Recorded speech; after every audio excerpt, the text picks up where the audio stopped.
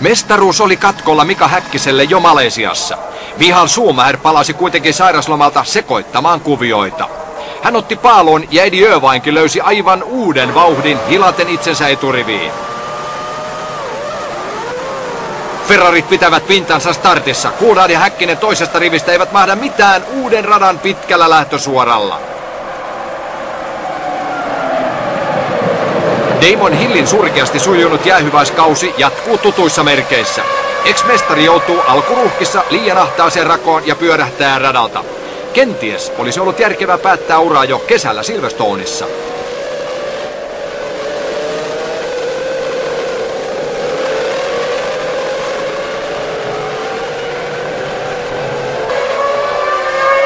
Tahtipuikkoa heiluttaa Schumacher. Hän päästää Irvinen kärkeen ja jää pidättelemään McLareneita takanaan.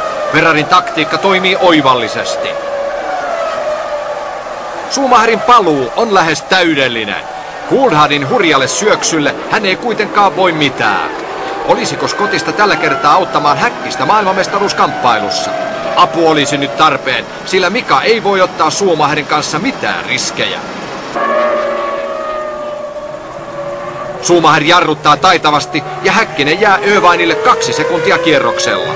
Huonolta näyttää. Jacques Villeneuven kausi jatkuu painajaismaisena. Yritystä on liikaa, pisteitä edelleen tasan 0.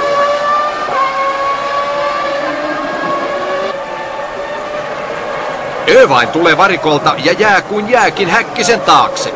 Kilpailun loppuvaiheessa Mika joutuu kuitenkin tulemaan vielä kerran sisään ja peli on sitä myöten selvä. 3. sija on paha pettymys. Mestarin tavoin palannut Schumacher tekee Malesiassa mitä tahtoo. Irvine saa voittaa ja irlantilainen nousee 10 pisteellä MM-sarjan kärkeen ohi Häkkisen. Ferrari ottaa samalla tukevan otteen myös merkkimestaruudesta. This guy's depressing. Not only is he the best number 1, he's also the best number 2.